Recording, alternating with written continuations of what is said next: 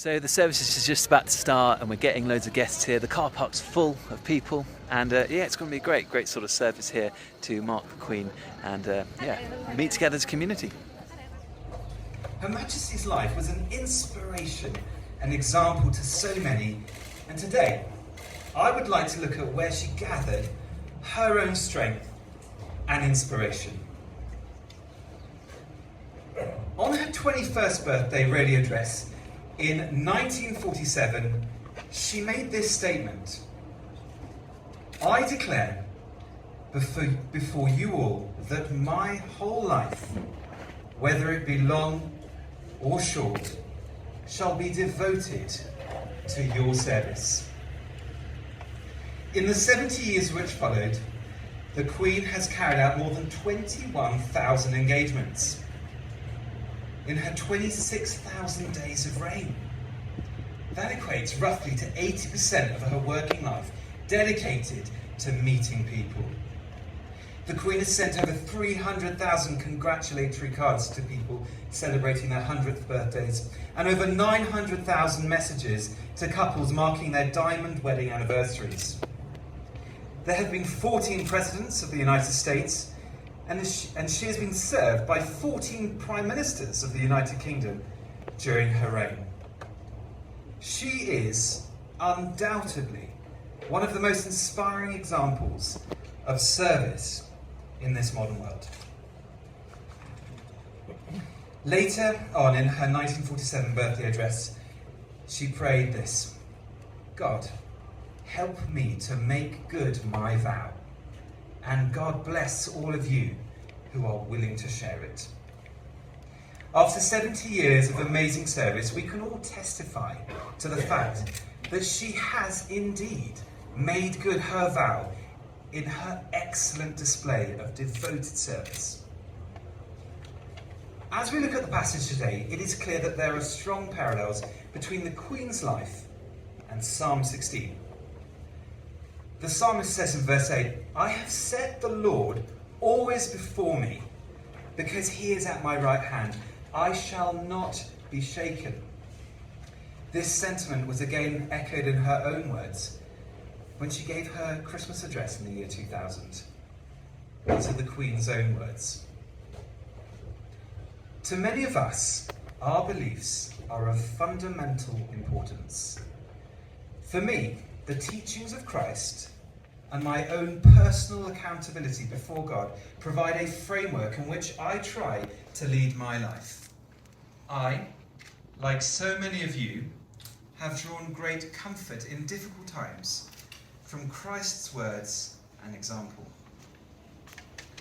The Queen has undoubtedly been one of the most steadfast and unshakable role models of our time, and I sense that a key part of her ability to remain such a rock was because of her willingness to draw upon God's help during her reign. This verse in 1 Peter 2 explains this well. "Behold, I lay in Zion a choice stone, a precious cornerstone, and he who believes in him will not be disappointed." The rock and the cornerstone described here is Jesus Christ. Her Majesty clearly found great strength through Christ and would have wanted others to be aware of this. In 1981, the Queen touched on the importance of putting into practice what you believe. Here is a full statement from her 1981 Christmas address. "Christ not only revealed to us the truth in his teachings, he lived by what he believed and gave us the strength to try and do the same. And finally, on the cross, he showed the supreme example of physical and moral courage." As we mourn the Queen's death and reflect on her life, may we all take comfort that the same help and support that has underpinned the Queen's life is available and present to us this day in the same person of Jesus Christ. Another aspect of her life I want to touch on was her witty sense of humour and her quietly joyful nature. The Queen's sparkling and sometimes mischievous sense of humour was one of the most memorable features of her 70-year reign. I'm sure many of us have seen her recent marmalade sandwich cameo with Paddington Bear. Joining the national celebrations, the Queen was shown with her disarming smile as the Paddington Bear showed a distinct lack of table manners at Buckingham Palace. At the end of the clip, entitled Marmalade Sandwich, she declined her guest offer of the treat, instead fishing her own sandwich out of her handbag with a twinkling smile. The monarch also proved a good sport during the 2012 London Olympics, where she appeared with Daniel Craig for an opening ceremony sketch which showed her stunt double parachuting into the stadium. 1 billion people watched worldwide as she met 007 at Buckingham Palace and joined him in boarding a helicopter. There are many more that I could touch on, but this one is probably my favourite. Once, when walking the grounds of Balmoral, her protection officer, Queen Elizabeth, ran into some American tourists. It became clear that they didn't recognise her. "Have you ever met the Queen?" they asked. "No," she responded, and then pointed at her protection officer. "But he has."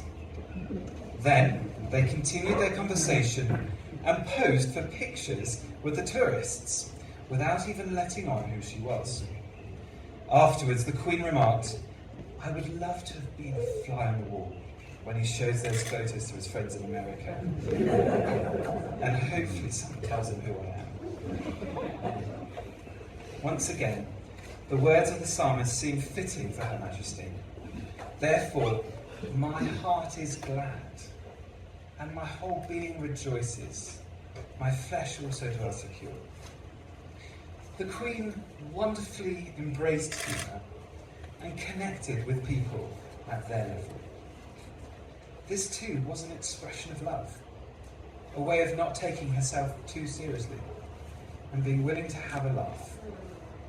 Her glad heart and warming smile will live on in our memories, I'm sure. In closing, I want to touch on one last point that the Queen made during her annual Christmas address. In many families, it's a tradition that everything has to stop and be put on hold in order to hear the Queen's speech, even if they're right in the middle of Christmas lunch. I find it amazing that with a live audience of over 9 million people watching, she gave space to honour God and give glory to Christ, the King of Kings and the Lord of Lords.